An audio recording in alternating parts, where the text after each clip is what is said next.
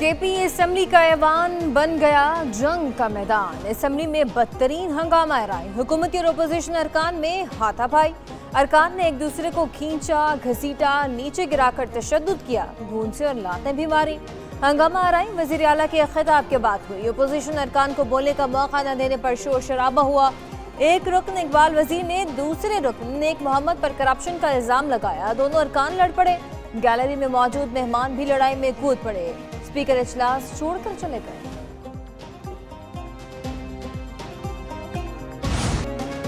वजीर आला केपी की इस्लामाबाद पर फिर चढ़ाई की धमकी। उनकी जानिब से कहा गया कि अगर कुछ भी हुआ तो इस्लामाबाद पर चढ़ाई कर देंगे। आईजी इस्लामाबाद को ना हटाया तो धावा बोलकर खुद हटाएंगे। अली अमीन गंडापुर की जानिब से कहा गया, बानी पीटीआई कहें तो अगला कदम वजीर आजम का बेडरूम है। केपी हाउस से निकलकर चौकी में 4 घंटे छुपे रहे।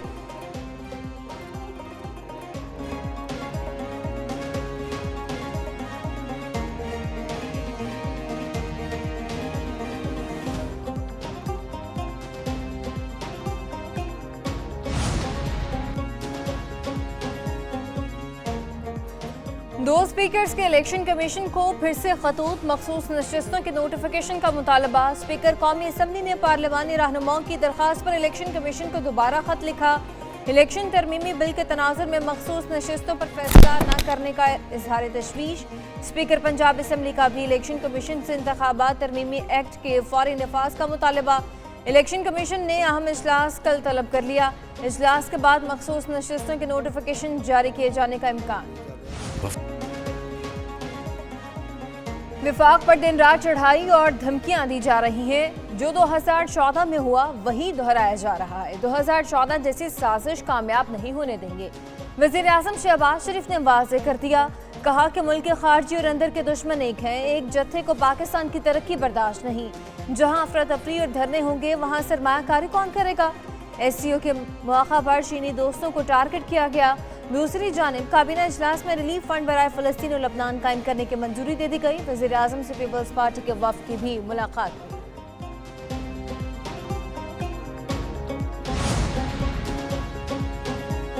कराची एयरपोर्ट के करीब खुदकुश हमले में सहूलतकारी के इल्जाम में कई अफराद को गिरफ्तार कर लिया गया। तहकीकाती टीमों के धमाके के मकाम के दौरे। पुलिस हुकाम के मुताबिक हमले का मुकदमा CTD में दर्ज किया जाएगा।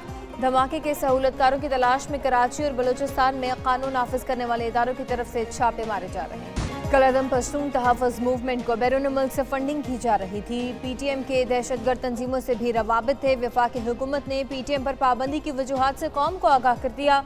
वज़ीर इत्तलात अता तारड़ कहते हैं कि PTM ने पाकिस्तान मुखालिफ बयानिए को परवान चढ़ाया, कौमी परचम को नजर आतिश किया। PTM के हमलों में अफगान बाशिंदे मुलव्वस हैं। किसी को पाकिस्तान पर हमले और अदम इस्तेहकाम पैदा करने की इजाज़त नहीं दी जा सकती।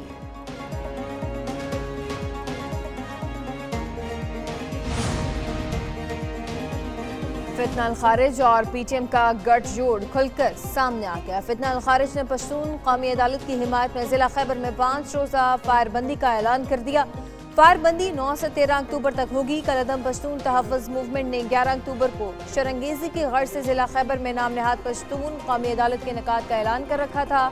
कलअदम PTM की सरगर्मियां बज़ाहिर पश्तून अवाम के हकूक़ की जंग है, मगर हकीकत इसके बरक्स है। पेशावर हाई कोर्ट का KP हाउस डीसील करने का हुक्म देने से इनकार। खैबर पख्तूनख्वा हाउस इस्लामाबाद को सील करने के खिलाफ दरखास्त पर समाअत हुई। चीफ जस्टिस इश्तियाक इब्राहिम ने रिमार्क्स दिए, CDA खुद मुख्तार इदारा है, पेशावर हाई कोर्ट के दायरे अख्तियार में नहीं आती। पेशावर हाई कोर्ट का इस्लामाबाद हाई कोर्ट से रुजू का मशवरा।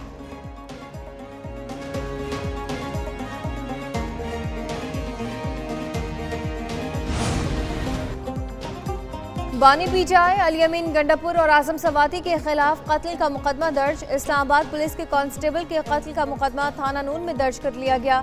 बैरिस्टर सैफ, उमर अयूब और आमिर मुगल और 500 नामालूम अफराद नामजद। एक और मुकदमे में 2000 से 2500 नामालूम कारकुन नामजद कर लिए गए। PTI रहनुमाओं के खिलाफ इस्लामाबाद में एहतजाज पर मुकदमात की तादाद 21 हो गई।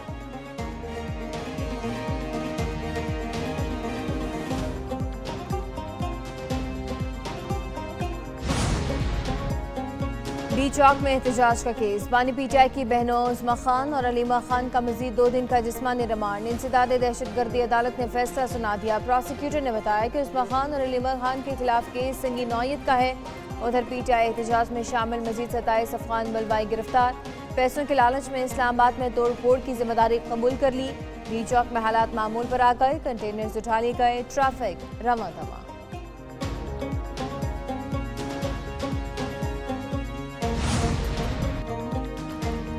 मौके से पीछे हटेंगे न झुकेंगे। पीटीआई रहनुमा असद कैसर की पेशावर में न्यूज कॉन्फ्रेंस। कहा, आइन एहतजाज की इजाजत देता है, हुकूमत दीवार से लगा रही है।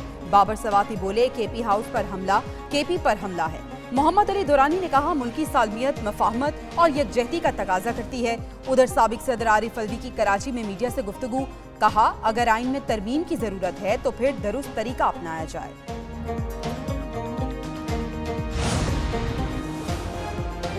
आईनी तरमीम के लिए माहौल साजगार। मौलाना का मशरूत रजामंदी का इजहार। फजलुर रहमान आईनी अदालत के क़याम पर मशरूत रजामंद हो गए। हुकूमत ने मुजव्वज़ा आईनी तरमीम पर फजलुर रहमान की तजवीज़ मान ली।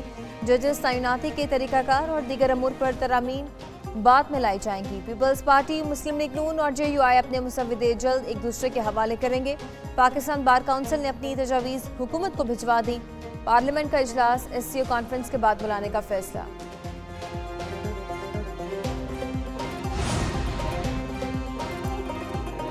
पाकिस्तान बनेगा मेजबान, मेहमान होंगे कई सरबराहान। शंघाई ताउन तंजीम समिट की तैयारियां तेज। वज़ीर दाखिला की ज़ेर सदारत CDA में इजलास।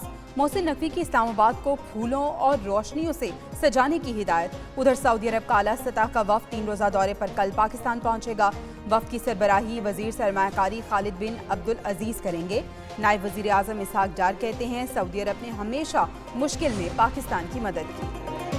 IMF प्रोग्राम के समरात मिलने लगे। वफाक के वज़ीर ख़जाना मोहम्मद औरंगज़ेब कहते हैं कि हुकूमती इक़दामात से आने वाले दिनों में मुल्क में महंगाई में मज़ीद कमी होगी।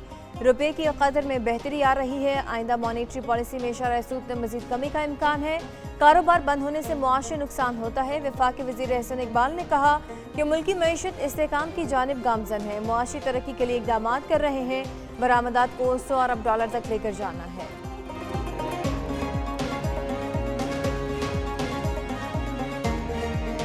पाकिस्तान स्टॉक एक्सचेंज में आज भी जबरदस्त तेजी। इंडेक्स तारीख की बदतरीन सतह पर पहुंच गया।